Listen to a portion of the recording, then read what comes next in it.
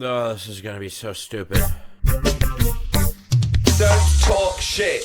What's in my stone mind today? Imagining an absurd follow-up to this administration. Not to say this isn't absurd as what we're dealing with right now, but just like, just outlandishly, unrealistically absurd. And I feel stupid saying that because all of this feels unrealistic. I'm going to keep going now. No, like 2029, we just swear in an administration of Mimes. Think about it, like, it's full right now of just like corruption and like saying the quiet part out loud. They wouldn't say anything. They'd say nothing at all. It would be a whole administration, president, vice president, secretary of defense, all of them. Mimes, makeup, black and white clothing. A beret would be optional, and they'd have to communicate through miming gesture, and it would be a catastrophe. They would be unable to give each other verbal confirmation for anything, which would just be a shit show altogether.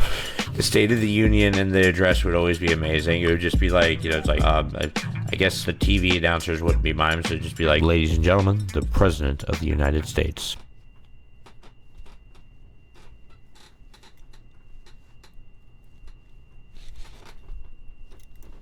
Symbolizing, of course, that, he's like pulling his weight and he's got a lot of responsibility on his shoulders, which wouldn't be really an acceptable address or State of the Union at all, just translating those to fact. And to be honest, that whole thing would be open to interpretation anyway, unless they'd have like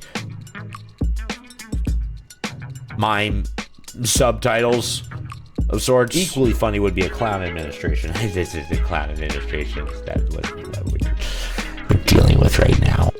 No, but like literal clowns, like an actual, like, ladies and gentlemen, the President of the United States, Gerald Gumball Shoes. He'd walk out on, and he'd look at the Vice President, and he'd just like, he'd have like a flower on his chest, and he'd lean in, and he'd just like spray him in the face. And he would speak, unlike the Mimes, but yeah, I imagine, he'd come out on the podium, and he'd just hot his face, and then he'd be like, that's what the last administration did to you.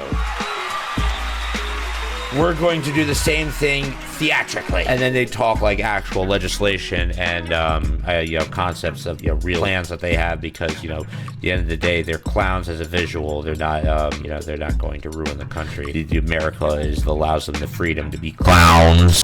They wouldn't ruin, they value that. If anything, I would think clowns would be very patriotic.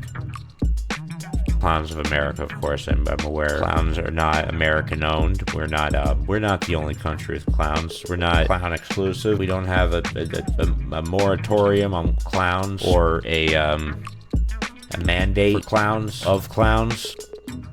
Bozo. And there'd be like a CNN interview after that administration left, and the clown president, Gumball Shoes or whatever I called him, and he'd be giving answers like, Colonel Buckles was an amazing vice president. He always made sure I had fresh cream pies.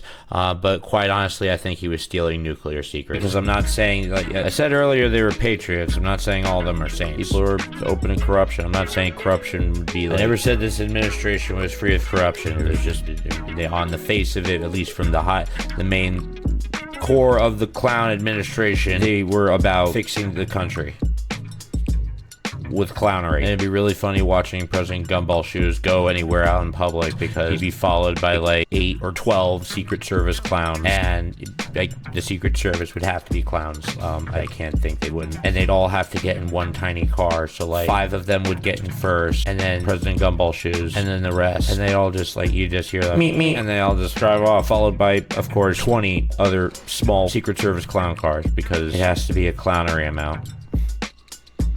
The minimum for clownery amounts within the Secret Service, as far as numbers in cars, is 5 clown agents a car at minimum, I've decided. Actually, I think the clownery would expand beyond the administration in this one. I think it would just be like also any service members participating in an event with the clown administration would need to be trained in clownery. For example, there's some sort of high-ranking military funeral. They need to be able to give the 21 self-cannon salute, where they 10 clown Marines load themselves in the cannons and fire themselves off. I don't know if they'd survive or not. It's just a matter of how durable the clown is. They build the clown Marine strong. Right, you're talking shit. Explain yourself. How?